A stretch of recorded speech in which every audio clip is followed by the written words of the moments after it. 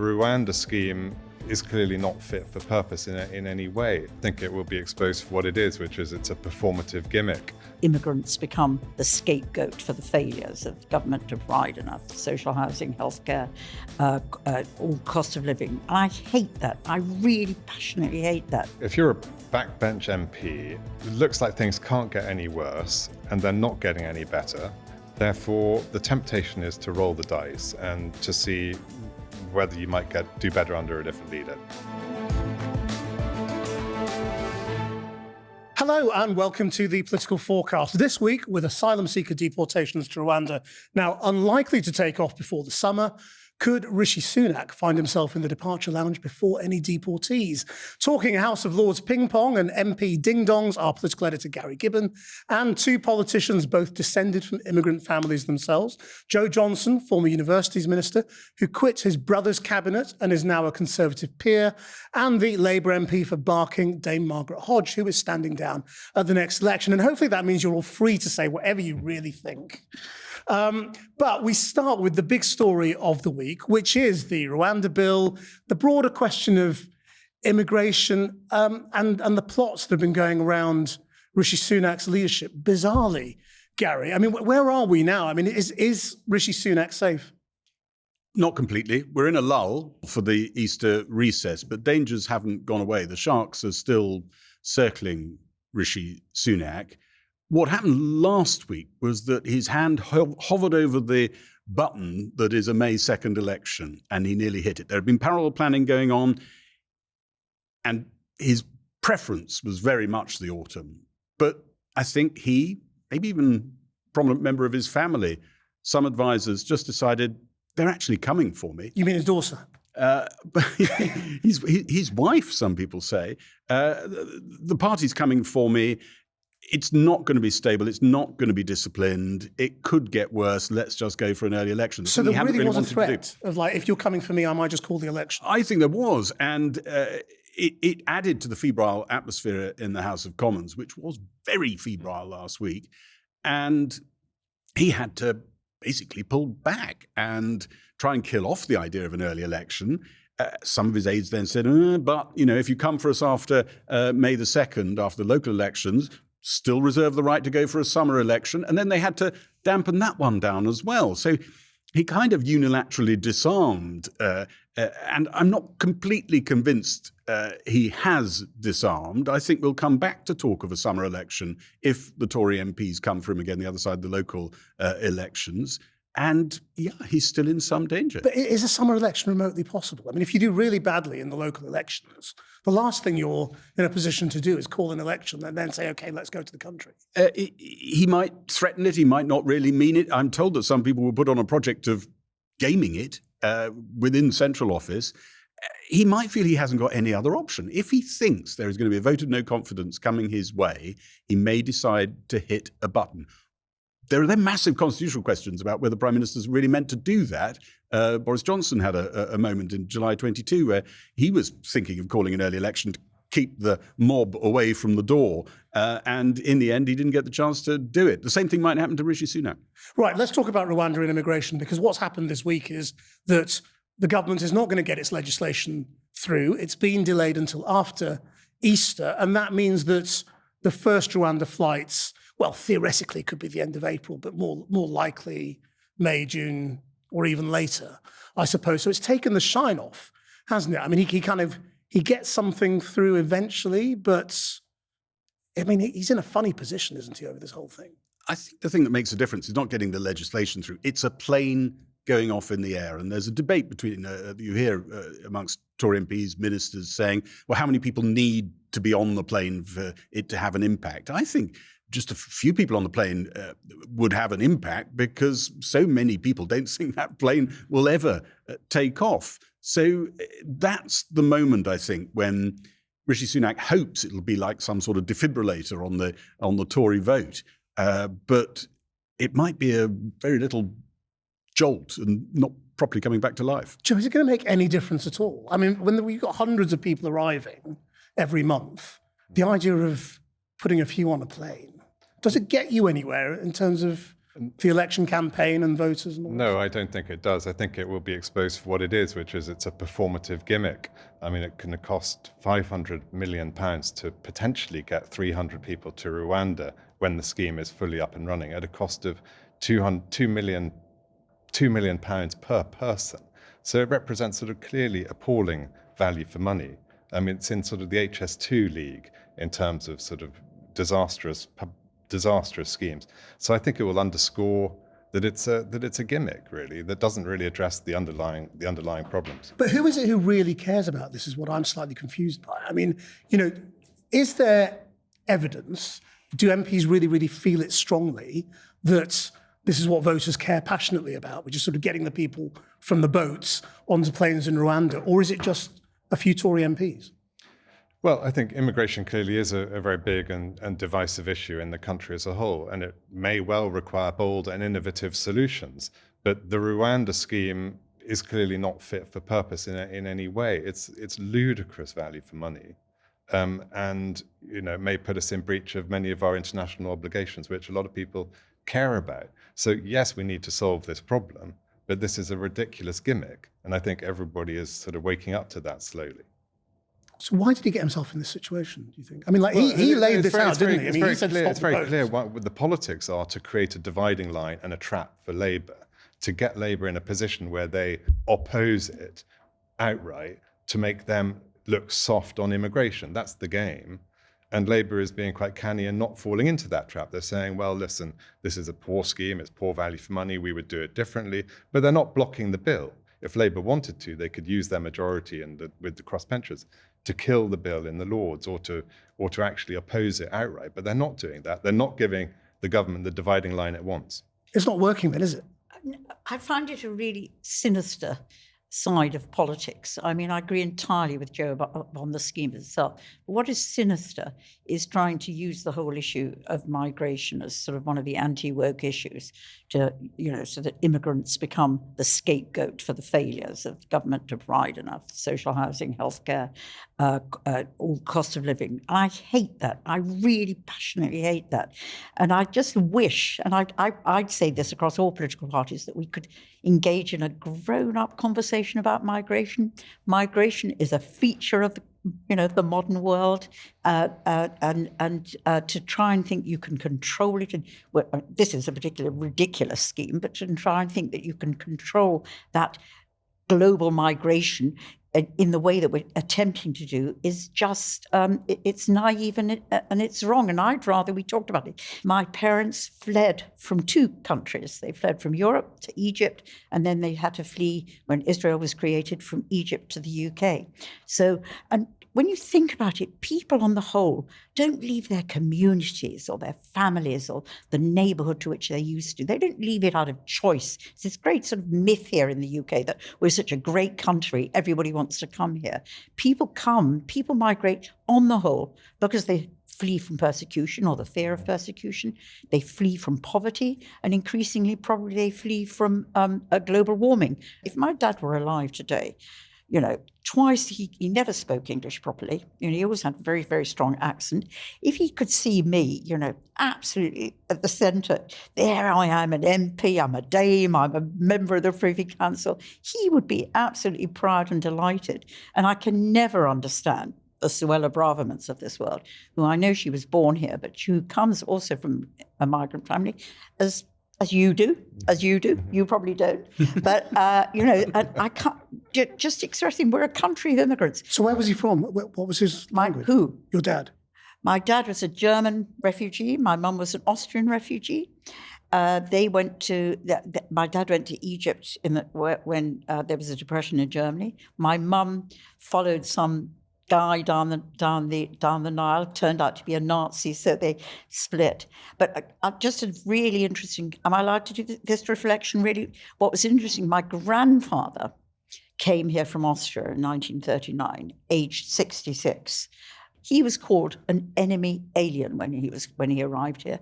And then he gets interned in a camp outside Liverpool, sleeps on the floor, only a bit of plastic, absolutely disgusting conditions. No, we have a diary of his, no lavatory paper, nothing like that.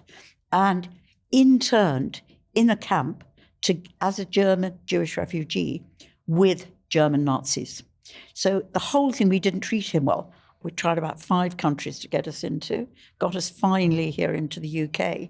But in 54, so we arrived in 49, 54, I was 9. So it was me and my younger sister, so 9, 6-year-old. And we had an inspector, can you believe this, in 1954, come to tea. We had to have cucumber sandwiches and fruit cake to show how English we were. And I hated dried fruit cake. But it sounds funny, but the horror was we had an hour interrogation about who our friends were, what books we read, what games we played. And again, a hostile environment.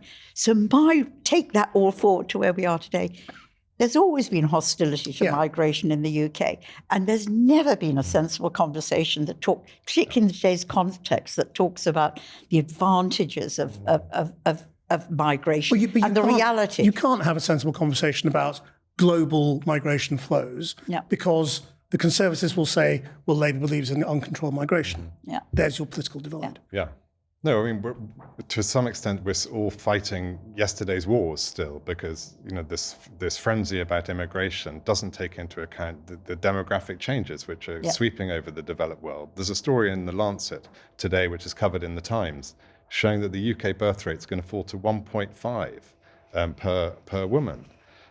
That's well below the level we're going to need to sustain the population. So immigration is going to be a feature of our lives over the next 30 to 50 years. It's an absolute necessity if we want to maintain our levels of standards of living and to maintain our ability to care for ourselves and operate our hospitals and all the rest of it. Just so many miles away from where the debate is. Can you imagine a political leader, your political leader, a future Conservative political leader, let alone the one you've got now, going anywhere near what you are saying? But what we've done in this conversation almost immediately is allied the two things together. The asylum question, which is what the Rwanda bill's about, which is dealing with asylum seekers and deporting them, with immigration numbers. And the reason there is this sort of panic in the political class around immigration is because the net migration figures that were legal were over 700,000. Yeah. And because of that, you then have to do something about the boats, as if the two things have got anything to do with each other. And there was an artificial or temporary inflation in that 700,000 number because of Ukraine, because of Hong Kong, because of delayed student numbers, what you were talking about, post-COVID students coming in big numbers. But nonetheless, we are responding. It's true, though, isn't it? We are responding, as Krishnan says, to those numbers, and they are all legal. Yeah, no, look, I mean, 650,000 in 2022, a similar number probably last year. They do sound like very big numbers, and they will come down automatically as the big increases in international students wash their way through the system, and those students who came leave again. So the Migration Observatory expects net migration to average out at around 250, 300,000. And we need to have a proper conversation about what is a sensible level is that of desirable? Legal migration. But we need to look at the analysis that the Migration Advisory Committee and other bodies who look at our labour needs and say, listen, what is the level of migration that we want to accept? Is 200,000 a reasonable number? It may well be 200, 300. It might be a bigger number. But we just need to have that to put these numbers in some context that relates them to our needs as an economy. And we don't have that at the moment. I tell you something, I hate numbers, because what happened, Cameron was the first one who came in and spoke numbers. We want to come from the hundreds of thousands to the tens of thousands. And I hate them because you don't achieve it, the first thing. And the second thing is I think it gives credibility to the extreme right, who are sort of totally anti-immigration for the worst of all reasons, to say, oh, look, they haven't hit those numbers. You're being flooded, overwhelmed with people coming in from abroad. So I think numbers is the wrong, I know it's difficult to be without them, but numbers is, you don't hit it, and it's a danger because it enables, it facilitates, it opens the agenda for the extreme right. So I'd run away from numbers, but I would talk, students that we both have an interest in. We both have an interest in AG. It's really important we have the soft power. It's really important we establish relationship with the Chinese. No, and you know about this more than I do. I'm really worried at the moment that we've got next year's migration statistics coming out in May, right? The migration statistics for the year to December 23 coming out in May. I'm really worried the Prime Minister is going to do something rash on international students and shut down the graduate route, which is absolutely essential for the competitiveness of our universities overseas. And if he shuts down the graduate route around just ahead of the migration numbers, it will cause absolute carnage in our university But he will system. probably feel that's the only thing, that's the only lever he's got to get the numbers down. And he's feeling like he's got to get the numbers down in order to hold on to his own job. Yeah, the tragedy is that international student numbers are already plummeting because of announcements that he made ahead of the last set of migration statistics back in last May 2023, when he announced that master students would no longer be able to bring dependents, that they would no longer be able to switch from one route to another and so on. A whole set of changes have already been announced that are still working their way through the system and are impacting university numbers today. So if he goes and kills the graduate route or severely restricts it, he's going to But he's got a load of right-wingers who are up against reform, who are saying, well, this kind of conversation is an absolute disaster. You don't get it. You don't get the conversations we're having on our doorstep in the Red Wall. People are sick of it. Their services aren't working. Well, exactly. Well, talk to me about that then as well. So, I mean, how should he and how should Keir Starmer respond to the same pressures? Because Starmer will be up against the same thing if he becomes Prime Minister, where you've got a certain number of MPs who are feeling the pressure from their populations. Don't take it out on and students. You've got to answer them. Don't take it out on students. That's got to be an obvious answer. I mean, students, they come, they go, they study for a period of time, then they overwhelmingly go back home. So cutting off the graduate route would be a huge self-inflicted harm if we do that. And can I just say, it is true that it has become the latest route for some people to migrate to the UK. Again, remember, they're not coming, just in a way, it's a negative motive that brings them here. It's the poverty, it's the fear of persecution. It is true. I mean, I've lived long enough. I remember asylum seekers used to be the route through. Then it became family. If you had a family member, you'd come your route through. Then it was work permits that became the route for migration. Now it's university. It's university students. It'd be hugely damaging to university. But going back to this is why the conversation about migration has got to start. And I can tell you on my doorstep, I mean, I had it between 2006, 2010. I know a little time ago, but I don't think things have changed that much. I had fantastically powerful conversations about migration. We weren't told, weren't we, that Brexit had changed the conversation and everybody felt they'd got their control back. And that was it. I can remember hearing Dominic Cummings talk about that. I think I can remember hearing Boris Johnson talk about that. And it just doesn't appear to be true. That for an awful lot of voters out there, it's issue number 1 or issue number 2. And some of those are the key swing voters, which the Tories have got in their sights, who they want to get back into their pen. I mean, I think it's issue number 3, really, if you look at it. Well, it depends which voters you're talking about. Right, but they still care most about, don't they, sort of cost of living? Not according to the polling. And right, okay. It's these voters who were in the Tory column in 2019, have drifted off. They might be don't knows, hesitating. Those are the ones they got their eyes on, and they think economy and immigration alternate as number 1 and 2 for quite a lot of those voters. Gary, why is this a leadership issue? Margaret was saying you shouldn't talk about the numbers, and people do find it hard to grasp the numbers, but they see images. And I do remember it was the images of Syrian refugees at the time, the build-up to the Brexit referendum, which were on our screens every night, and which made their way into some of the Brexit propaganda at the time, and which a lot of people would say fed the Brexit vote. And now you have these images from Dover, which are also, they're visceral. People can grasp that. They struggle with numbers. They struggle with, you're talking about skilled migration and the rest of it. But they see that. And I think there is something about that goes to the heart of some bit of human nature, that they feel. You can get away with a headline on a tabloid newspaper talking about an invasion because that's what they think it is.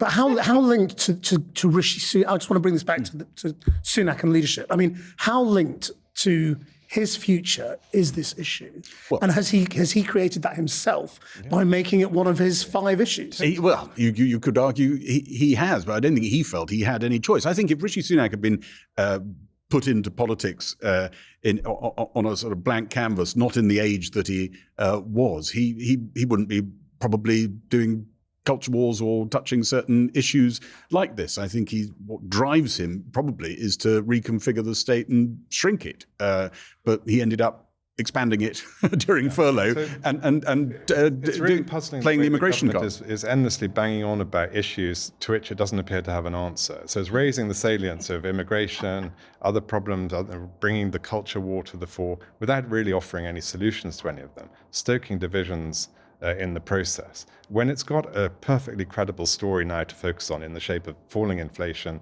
signs of a recovering economy, for the life of me, I don't understand why they're not focusing solely on those issues, which are classic conservative issues, and rather than doing all of this stuff, raising the salience of issues to which they don't appear to have any credible answers. Joe, I so agree with you, and I think the worst of it, even let's assume he gets the bill through, which he probably will, and let's assume the first flight takes off in June rather than, this is a very civil service definition of spring, but let's take June as spring. So 300 go, and the boats will be coming over, and the boats will be coming over with great numbers. So visually, he will have. It looks one image will knock out the other, a bit like giving people 2p off national insurance, but their inflation's gone up. Just finally on this, because we've got to move on, but Labour doesn't have the answer either, does it? On either question, because on the asylum seekers, the idea that sort of sorting out the criminal gangs is something that you can deliver easily and sort of stop the flow is for the birds. It might get you through the election, but if you're in government, that's going to come back and bite you. And on immigration, he's not ready to have the conversation you're talking about migration yet. So, I mean, they are no better on this issue than the government is the trouble. I think they will. What they can do, I hope they can do, right?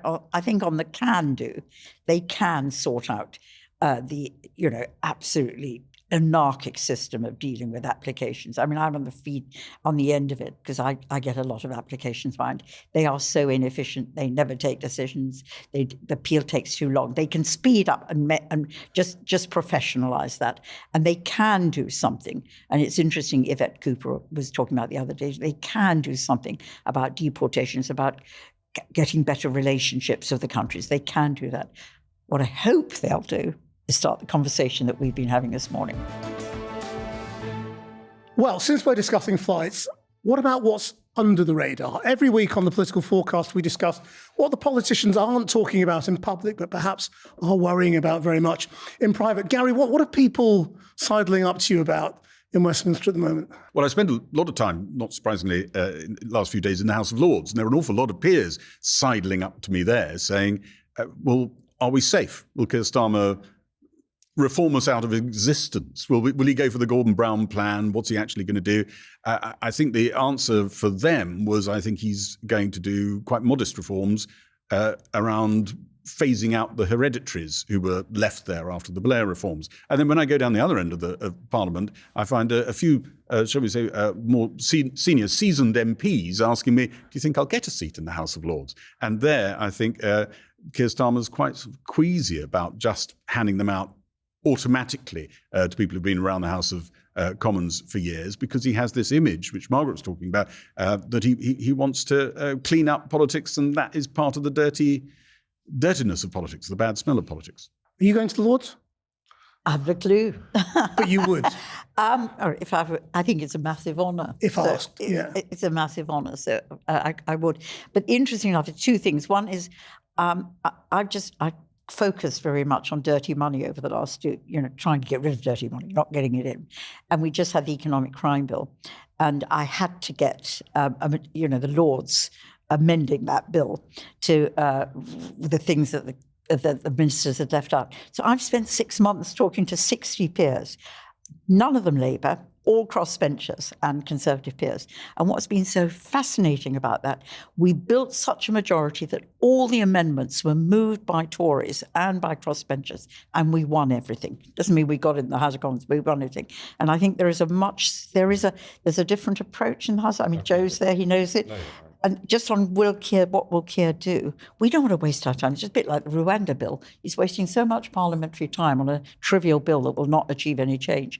I think if we got embroiled in a House of Lords, but people are barking, don't really care about that. And I think he could do something simple, like just get rid of the hereditary peers. And that, I think, might sort of reduce the number and get us a bit better position. Margaret would obviously be a terrific addition to the House of Lords. No, I think you can do a lot without time-consuming, distracting legislation. I think the arrival of David Cameron, for example, showed that you can actually do creative things with how you use the laws as a government that increase its relevance and make it appear more vibrant as a part of our democracy. So Cameron, for example, he's not bogged down by the day-to-day of being an MP, having to manage his own constituency, deal with an association, deal with all his the inconveniences of democracy. His MP colleagues. He can focus 100% on the day-to-day job of being Foreign Secretary, which by all You accounts... can take that argument to a very nasty place. which by all accounts he's doing really, really well. I think Labour did it. But is he though? I mean, there's this sort of narrative around Cameron, isn't he? That he's spending all his time on the road. He's not bogged down by having to go and do surgeries or worry about being re-elected. So he's being a great sort of effective Foreign Secretary. You seem to be saying it's good to have sort of senior politicians in the Lords. When Labour did it with Peter Mandelson when he came in as first secretary, so the second most important person in the Blair administration, and when Andrew Adonis was transport secretary, they were highly effective ministers. And Cameron today, I would argue. So. You can have complement what is a very commons-centred government. Gary, how is Keir Starmer going to increase the number of Labour peers without being accused of, bringing in his cronies and being just like the Tories and all the rest of it? Well, it's interesting what Margaret was saying about how we need to clean up politics and the rest of it. That's very much Keir Starmer's shtick, and that's what he wants to be seen as doing. And he's under pressure from people around him to come up with a list ready for, if he comes into number 10, a huge list of peers, new peers.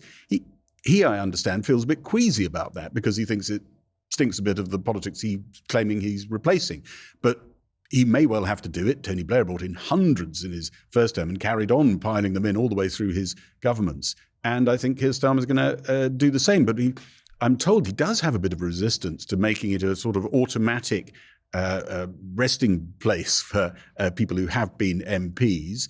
And he's quite keen to bring in people from outside who might even become ministers, not the actual cabinet level probably, but the next level down, along the lines of what Joe is talking about. So there could be some interesting new additions, but in order to win votes, not get his own parliamentary business gummed up, he almost certainly is going to go down a route he feels slightly queasy about, which is creating a huge number of peers.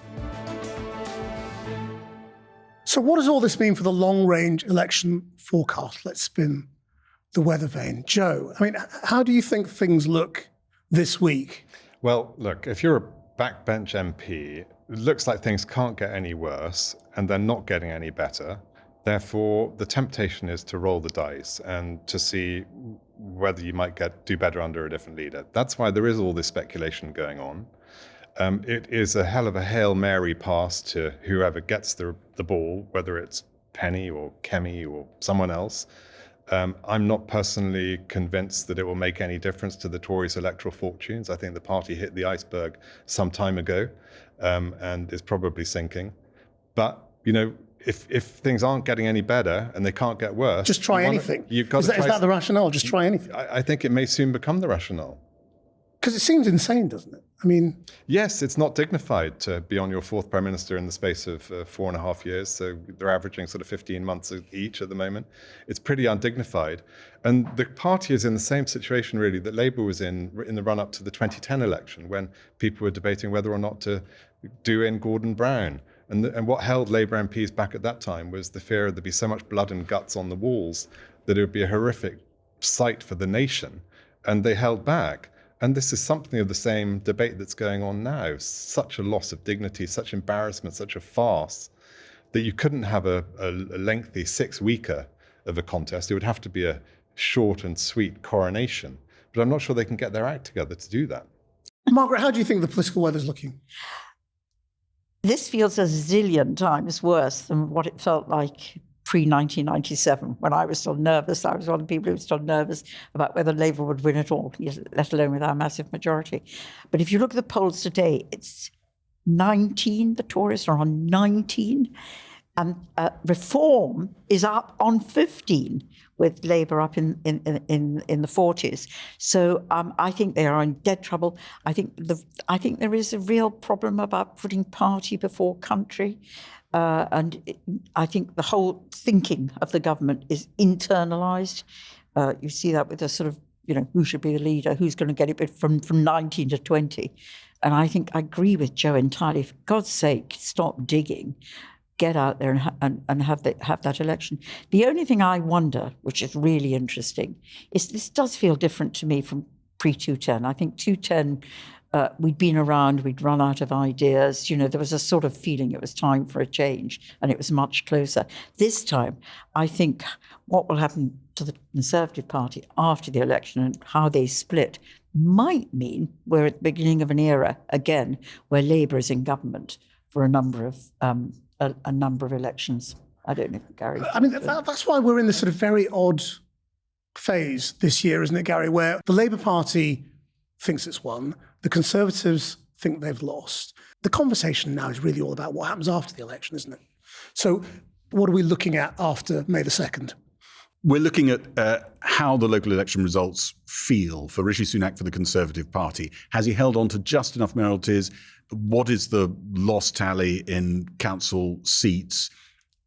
Has it reached a sort of trigger point where those letters will come in and a vote of no confidence will happen? And what does he do about that vote of no confidence if it is triggered? Does he just roll with it? Does he let it happen, confident that he can win, sail on? The fact is that the experience of the last two prime ministers to endure a vote of no confidence is that they won it, but actually were mortally wounded. And can you really go to an electorate when your party has just tried to shoot you down, knowing that they might do the same thing the other side of an election if you were to come back in? I mean, it's a terrifying image for him. So what he wants is some good news out of the local elections, some good economic news, flights taking off, change the agenda. He hasn't been that good at that. Well, thank you all very much indeed for that. That was the Political Forecast. Until next time, bye-bye.